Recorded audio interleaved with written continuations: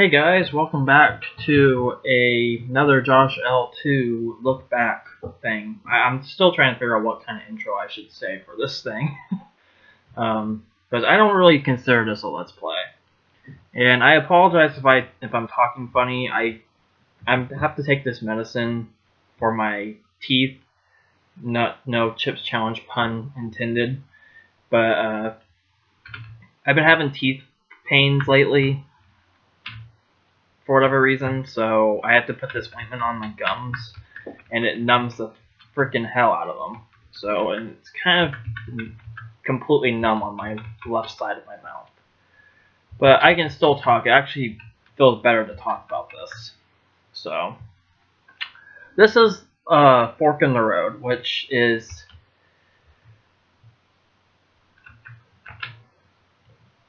it's a pretty good level for the most part. There's one bit in this level that I'm not the proudest of, but everything else is pretty solid. The beginning is pretty good. The single corridor ball dodging is pretty good as well, and the whole fork mechanism, not really much of a mechanism, is what was I saying?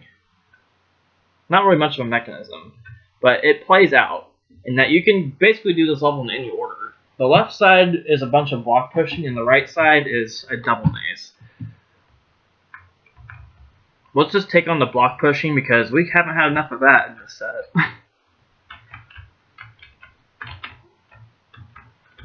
I believe this was yet another level that Tyler has redone in his style in ordinary.dat, but I'm not 100% sure on that.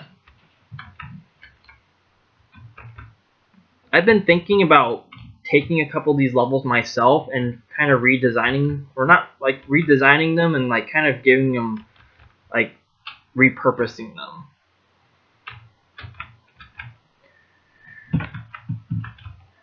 And at one point I was pretty proud of the fact that you have to go through 2 of these little block niches to get all the blocks in the lower corridor because there's more water in the bottom than there is on the top. I don't know why. There are very little, like, there are a ton of things I was proud of with this set, but they were all like really minor things. It's almost ridiculous. But yeah.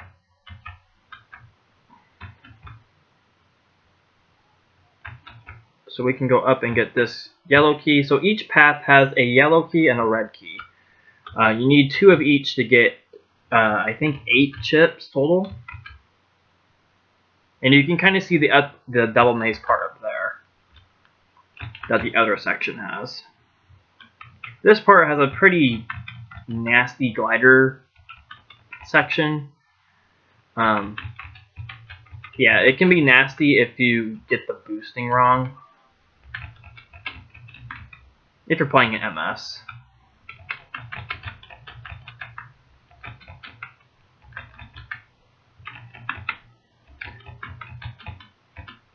Alright, so now that we got that side done, we can see that past the socket is yet another fork. Except this time we actually have to determine from the start if we're going to go left or right. It's a form of guesswork, but you can see the dead end right here, so you know not to go to the right. You know to go to the left. And right here you can see there's a tooth monster, and all you got to do is this. And the toggle state doesn't matter because those are the only toggle walls in the level. So here's Double Maze. Did I say I was pretty fond of the level at the time I designed JoshL2? I'm pretty sure I did. If not, I was pretty fond of it. Thankfully, it's pretty manageable. I think if Double Maze was like that, I think that level would have been like 20 times better.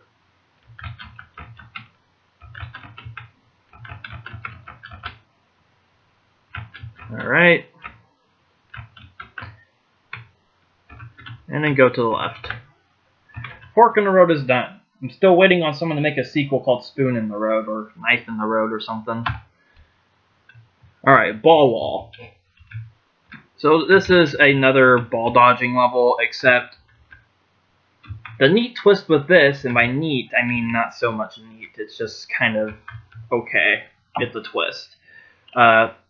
Each square gets progressively smaller. I think this room is like 10 by 10 or 9 by 9. And each one has a chip. But we're probably wondering, okay, if there's 9 squares and 12 chips, is there multiple chips? Well, the answer to that is I don't know, because I don't remember this level that much. I do remember that the squares get smaller, though. The dodging doesn't necessarily get more difficult. It's just the pattern the balls are in is the difference. So this one's a 7 by 7 room. This was more or less inspired by Open Question to some degree. Except I honestly thought the shrinking squares was a pretty cool tag along.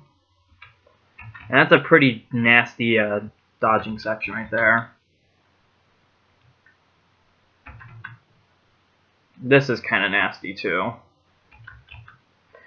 This one's pretty easy, and 2 by 2 squares is pretty much impossible for dodging balls, so it goes on to something different. Balls on ice. These are where the other chips are.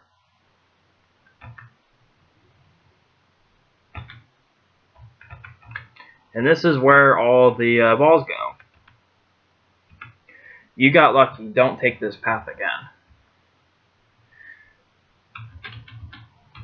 I thought it would be cool to include a way to go up to a path that you're not supposed to go on, but still escape from it. I don't know why.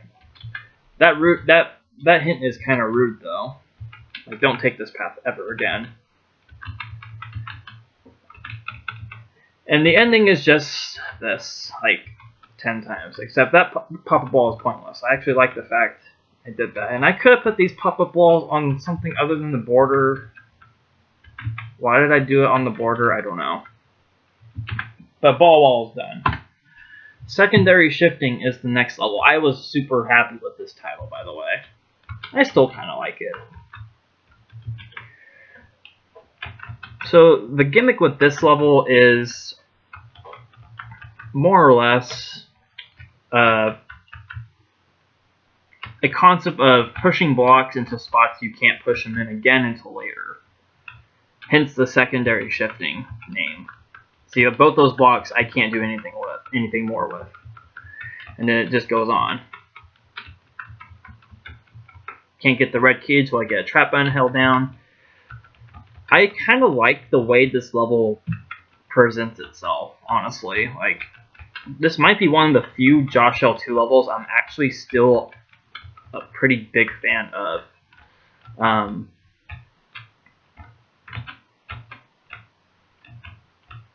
The design style of it is okay. I think the design style is honestly subpar. I think I could have done more with the design, and I still can't push that yet. So now you can only push certain blocks to proceed, and you collect the keys along the way, so you can get to the exit. So that one is held down, and I can push it safely. Trap button's held down. Get a red key that we push the block onto.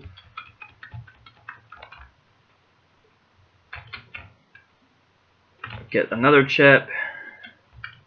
And now we have to go all the way around again to go through to the teleport, which to some would be a tedious task to do, but honestly, I really like the fact I included that.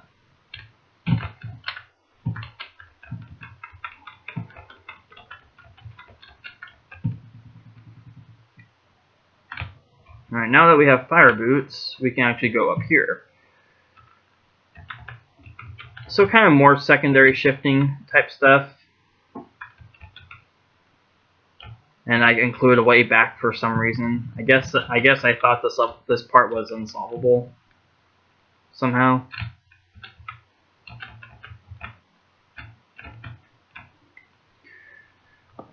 I'm not sure exactly. But most of the chips are up there in the pop-up wall section, which, if I remember right, is pretty lenient. But I don't remember how truly nice I was. So there's one way in and one way out.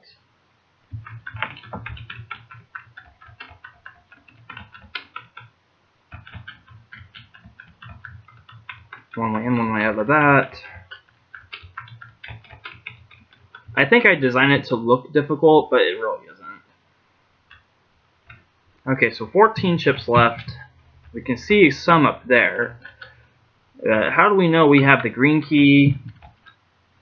We don't. It's in here. Yeah, this is the end of the level right here.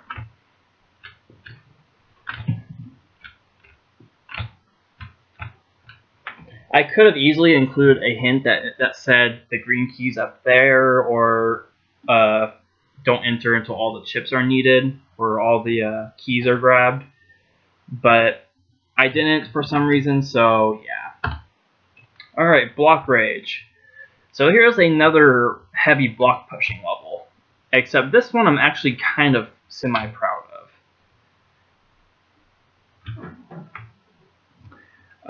It's this long ice slide, so the pushing is really minimal. But it's basically one big Sokoban you have to extract blocks out of. And I want to say there's a possibility of cross-checking a block. And you basically have to do this like 16, 17 times. But this is at least more interesting than something like Double Pane. Why I designed another block pushing level so soon after Double Pane is beyond me, though. This one is actually timed as well. I never saw this level being timed as a huge issue. This actually wasn't the oh, come on, don't do that. This actually wasn't the heavy block pushing level I was referring to.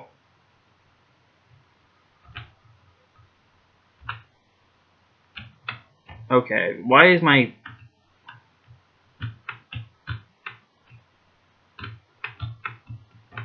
Okay, I cannot push right at all. Like, I'm holding it down. It won't let me do it. This is the thing about Tower that I don't like. Like, I have to go to a level now that will kill me.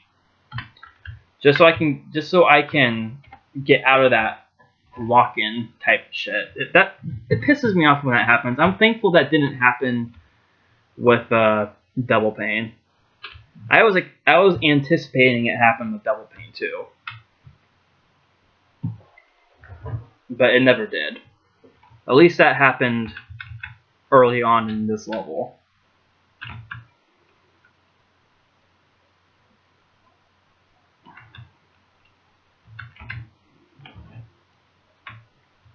But yeah, this arrangement of blocks and these walls and such is 100% original. Because at the time I didn't really think about adapting Sokobans of any kind, and honestly, I've been feeling the mood to design something like this in JoshL 7. But there's that apparent fear of it feeling too tedious, because a lot of people anticipate tedium with block pushing levels. Even if it's like 4 or 5 blocks, some people will consider that tedious. Which I can see how it would be, but if this is all the level is, I mean, it's going to be tedious one way or the other, and that's just going to have to be accepted. But I can see it being tedious if it was block pushing and then something else that you could fail on. If that was the case, then yeah, I could totally agree with the tedium being an issue. But if it's just this with just block pushing and nothing else, there's really, I don't see anything wrong with it. I mean, you can cook this level fairly easily if you're being mindless or not careful with your movements. But I mean, there's a certain expectation that the designer has out of the player. Like, we don't expect you to cook it super easily or whatever. We just kind of expect you to use logic to not push blocks in certain areas or not collect certain items when it's close to or absolutely obvious not to, etc., etc. I didn't have this mindset back in JoshL2 or even 4 or 5. I think I started developing a mindset like that with JoshL6. I feel like every JoshL set from here until now with L7, every single one of them has taught me some kind of different aspect in level design.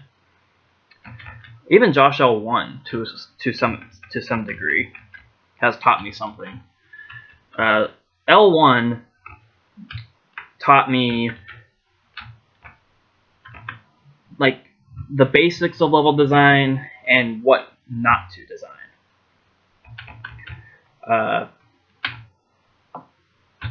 JoshL2, this set, it taught me how to be original with level design, and also taught me what not to design. Like, taught me more not to design.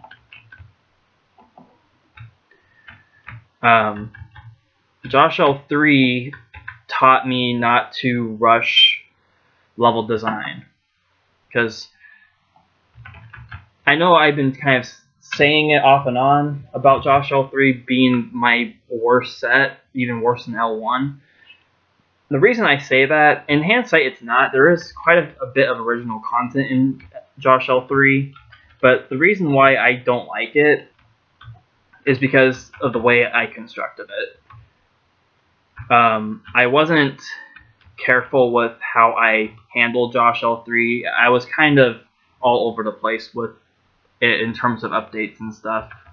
And even the levels in JoshL3 today, a lot of them are just they're kind of like JoshL2 rejects, if you will. They feel like JoshL2 levels and JoshL1 levels for the most part. So I think I can push. I have to push this. There's nothing I can do about that. So we have to use the ice to extract blocks out of this part of the level, which is it's 3 tiles long, so it's fair. But JoshL3 taught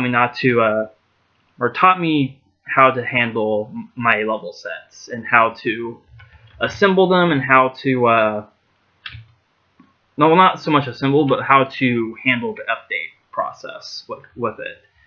Because JoshL3 went through a bunch of different phases with a bunch of different levels, and it just became this confusing mess that basically no one played it because of how confusing the assembly and update process was with it. Like, I think I originally released it at 80 levels, like JoshL4 has.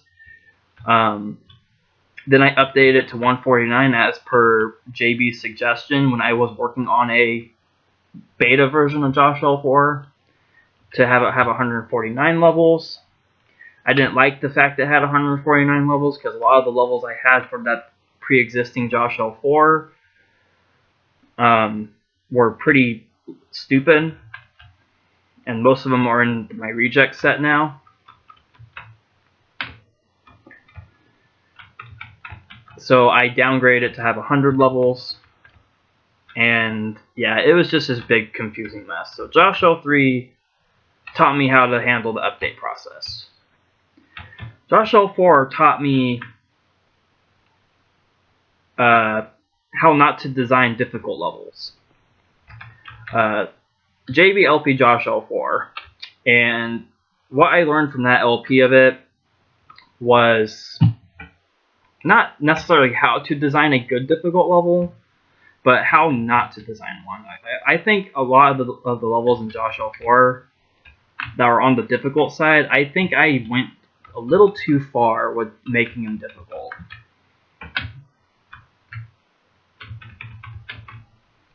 Like, I tried too hard to make them difficult, or I tried too hard in making them as difficult as possible.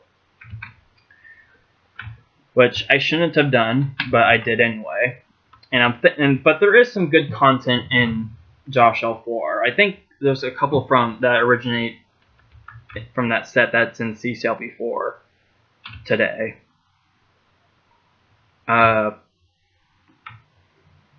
JoshL5 taught me probably the most in level design. JoshL5 is probably where I striked out with my design style today.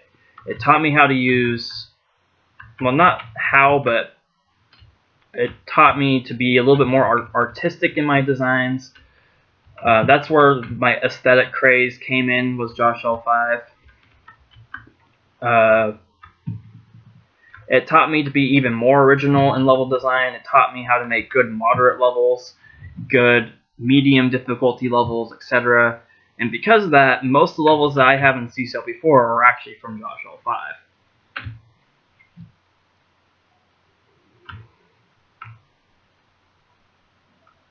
And JoshL6,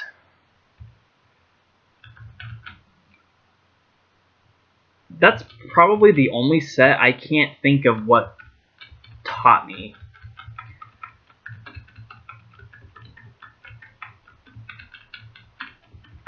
I think it didn't. I don't think JoshL6 really taught me anything. I think, more or less, it taught me how to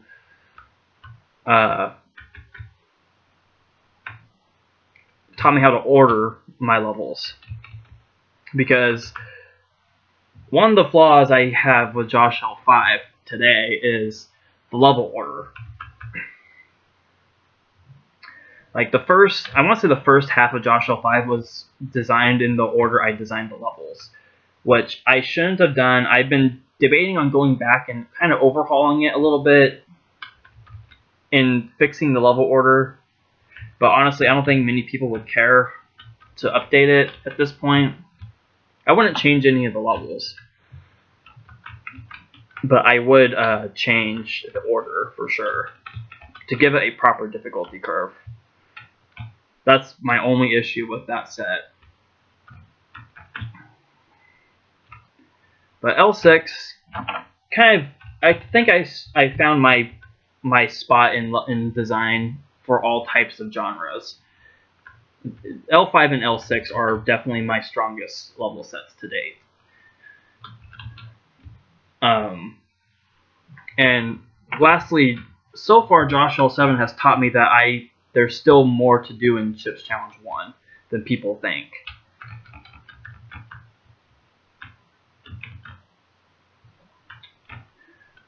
So yeah, all the sets I've designed, the JoshL sets at least, each one of them has taught me a different tactic in level design, and that's what makes level design so much fun, and why I still continue to design CC1 levels, because every CC1 set I've made has taught me something different.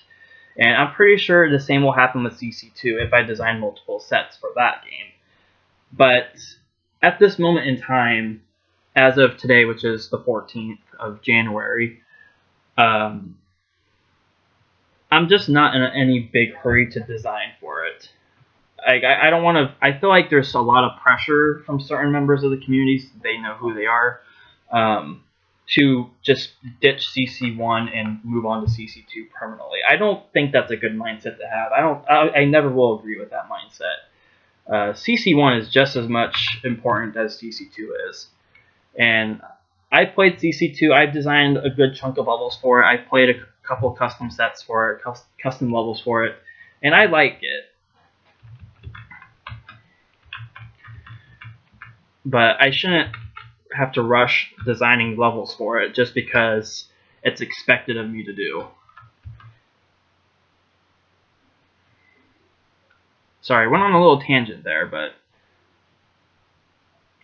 this is Crunch Chase.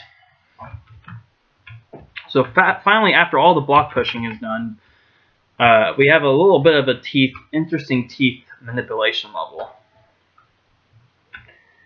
And by interesting, I mean it's okay. It's cool in that you can get all these teeth on the slide, and they die. But this little crossing that's coming up right here is pretty rude. Yeah, they basically all slide to their death. And suction boots basically allow you to get all these chips in these corners that you couldn't get without the suction boots. I think the reason why I included this many chips is because I wanted to make it as clear as possible that you need the suction boots. Like, this was indicator enough. And then there's these random empty hallways.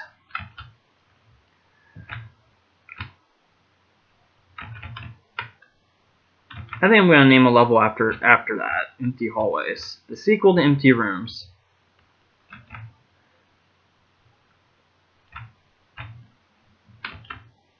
No one take that from me. That's copyright. No, it's not.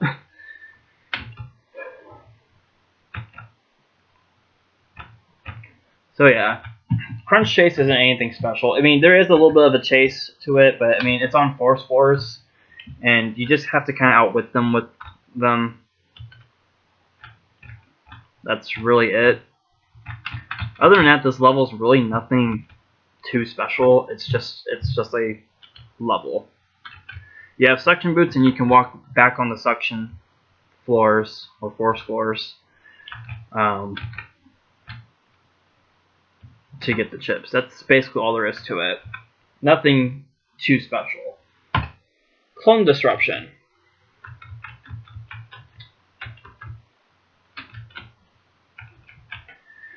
This is all what the level is. It's basically blocking off these cloners. Jeffrey said something about there not being a whole lot to do with this type of concept. This part is a little interesting. You can only block off one of them. But blocking off one of them actually makes them clone less frequently, which is kind of cool, actually. So you get the red key, and then you use these blocks to drown or to stop the cloning there, and then you exit. That level's not special either. I do like the subversion of the double of the 2 clone button thing, but that's it. Exterminators Club.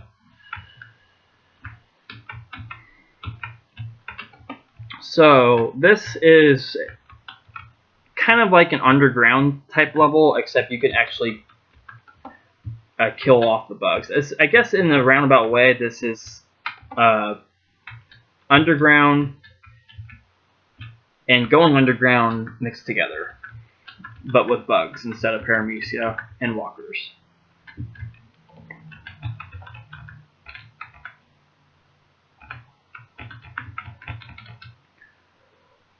Nothing too special about this level. It's honestly kind of annoying if you don't handle it properly.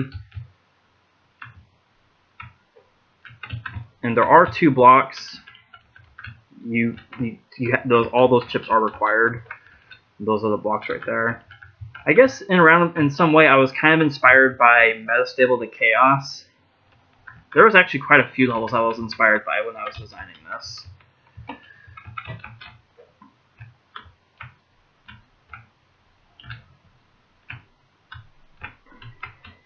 That was a good run.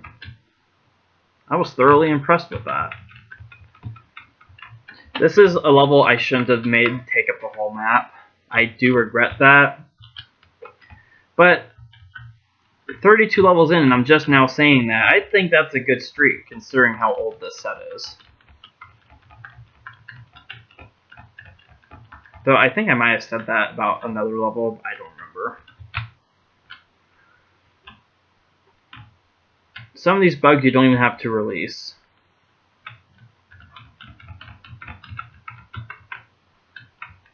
So I'm pretty sure I'm guiding them to their death.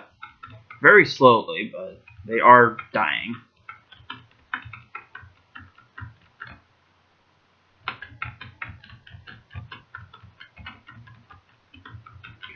I'm actually going to go ahead and get the blocks.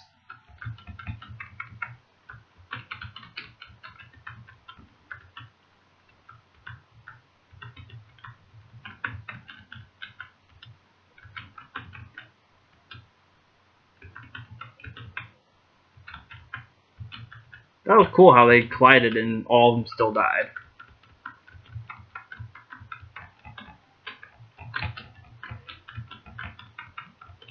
Alright, now that we have these blocks, let's go ahead and get these chips.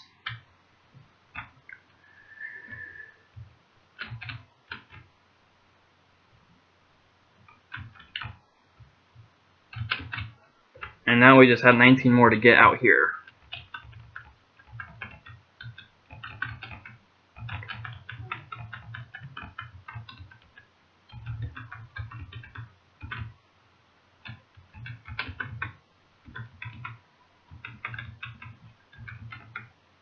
I'm trying to be careful because I'm pretty far into the level now and I don't want to mess up.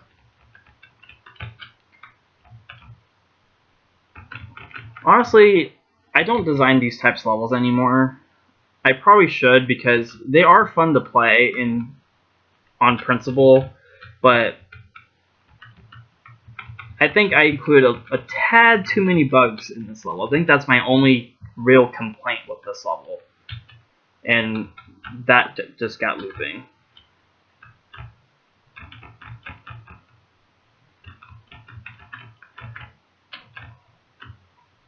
And to be fair, since this is kind of like going underground in some regard, I do feel the same way about that level too. I know going underground was the apparent best walker level in voting in CCLP 1, but I still feel like I included a bit too many walkers in that level. That's just my opinion, though.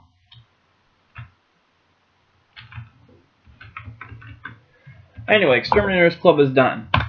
Dangers in the Alley is level 33. So, this is basically a block out theme level. And this looks like guesswork, but there's actually blocks on both sides. Go down here, there's also a block right here. And if you go up, actually I think this one doesn't have a block. Let me go ahead and clarify that. Yeah, this one doesn't have a block. So that one is guesswork. But the initial choice with the first block right here isn't. That was something I, for some reason, had a knack of doing. I liked making things look like guesswork, even though they really weren't.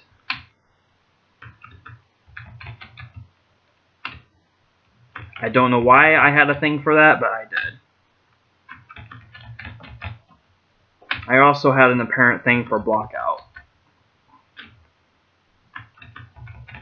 Or this part of block out, at least. I do like how you don't have to really wait to proceed with collecting these chips.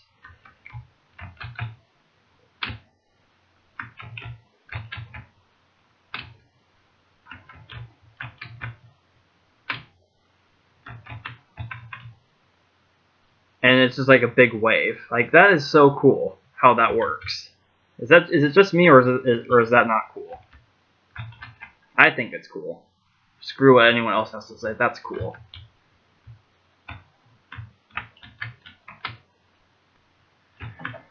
Alright, Dangers in Alley done. Next up is Gameboy.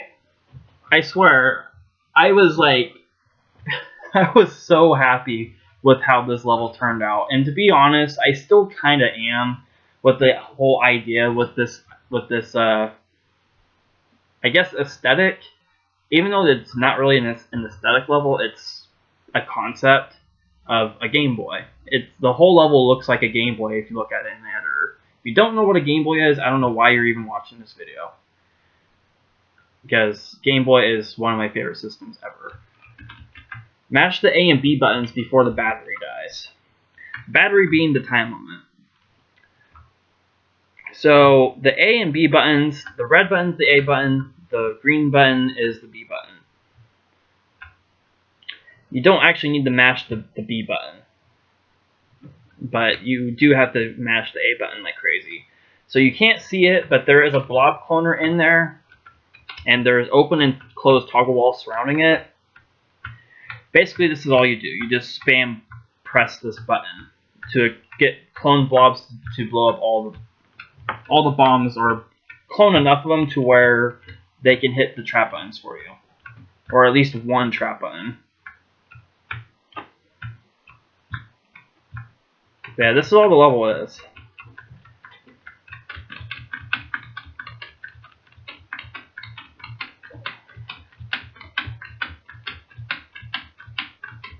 Alright, I think one of them is hitting a button. Yeah, as you can see, the way the buttons are connected, I don't remember. That's my only complaint. I had no real idea for the D-pad on the Game Boy here.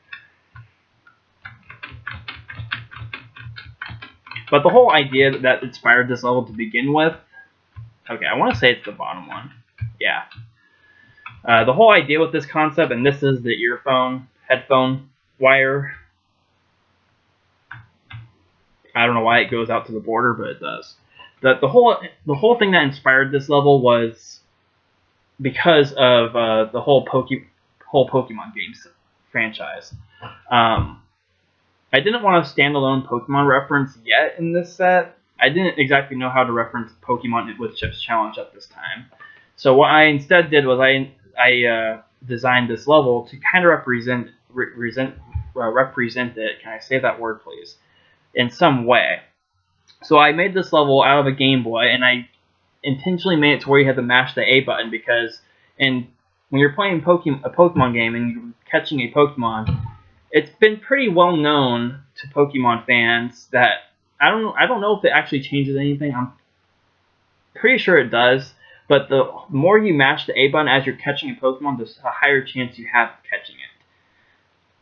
That's just something a lot of fans of that game have been known to do. I've done it thousands and thousands of times. I think I've developed a muscle in my thumb because of it. That's how often I've mashed A buttons.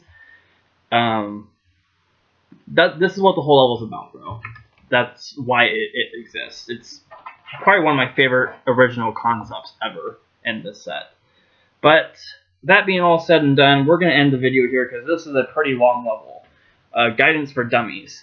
And this is probably the series in the JoshL2 set that kind of inspired me to proceed with future level series and later JoshL sets, like the Glider series and such like that.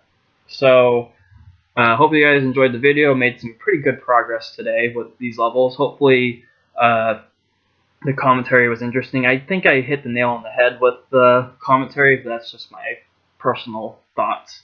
Hopefully you guys enjoyed regardless, and we'll see you next time for Guidance for Dummies. See you later.